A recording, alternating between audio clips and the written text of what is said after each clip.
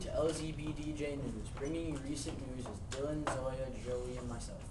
Breaking news. Today's date is January 31st, 1968. Yesterday, the Viet Cong launched an attack on South Vietnam in the United States. This was not expected by the U.S., and it was a series of surprise attacks on soldiers and civilians in South Vietnam. More than 80,000 communist troops attacked more than 100 towns and cities. My sources are telling me this will be called the Tet Offensive.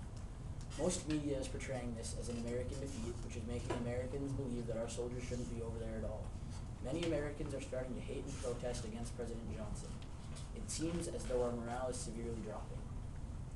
Ho Chi Minh, leader of the Communists, as we all know, controls the northern part of the 17th parallel. He was also part founder and a major key in the Viet Cong. While Ho Chi Minh and the Viet Cong fought in South Vietnam, he established the Ho Chi Minh Trail, which was a supply line that the North would bring them weapons on. On August 7, 1964, when the Gulf of Tonkin incident forced the U.S. Congress to pass the Gulf of Tonkin Resolution, that enabled President Lyndon B. Johnson to use conventional military forces in Vietnam. This also gave President Johnson the authorization to do whatever they had to do to stop communism. With that, I'll pass it on to Dylan with more recent news. Thanks, Luke, for the fascinating news. And now in other news. The Iron Curtain, symbolized by the ideological conflict and physical boundary dividing Europe into two separate areas from the end of World War I in 1945 till the end of the Cold War. The Iron Curtain was created by the Soviet Union to block dependent and Central European allies off from open contact with the West and non-communist areas. Wanting to be the best country in the world was America's dream since it was discovered. During the Cold War, it was known as the arms race, the race to be the next super country and gather the most WMDs. To this day, we have over 2,000 nukes stockpiled. That's enough nukes to blow up the planet. On October 4th, 1957, the first man-made object was sent into space. The Russian satellite named Sputnik 1 was launched into space. Sputnik 1's purpose was to test first satellites to monitor other countries. The Americans then launched our satellite into space carrying valuable science equipment, which would later discover the radiation belt. Neil Armstrong and Buzz Aldrin became the first men to set foot on the moon July 1st, 1969, a memorial moment for U.S. history. Today, the space race is still debated on. An American U-2 spy plane, which is a special ops plane that flies over 70,000 feet taking reconnaissance pictures, was shot down by a Soviet surface-to-air missile deep inside Russian territory on May 1st, 1960. CIA pilot Francis Gary Powers ejected and was later found by Russian soldiers. The U.S. denied the plane's purpose and mission, but then was forced to admit its role as a covert surveillance aircraft. Powers was subjected to 2 years in Russian prison. Powers served only 2 weeks in prison and was released back to the U.S.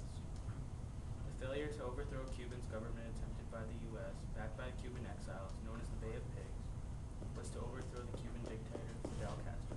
This created more friction between Cuba and the U.S., which broke off diplomatic relations with each other on January 1966. And a word from our sponsor.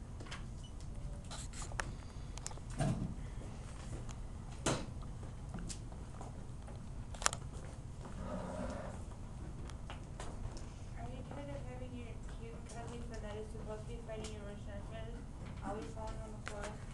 When you wake up every morning realizing that he's not fighting your nightmares away? Are you also tired of just having plain old pillow? Well, we have the solution for you. It's called a pillow pet. It is a combination of a pillow and a pet. You can play with your pillow pet during the day. I love pillow pets. You can even sleep with a pillow pet for neck comfort during the night and to keep away your nightmares. It's super easy to fold up to play with. Just Velcro it and it's fun and ready to play with. When you unvelcro it, then it's ready for the night time or nap time. Just call the number 1-800-PILLOW-PETS. Now back to the newsroom.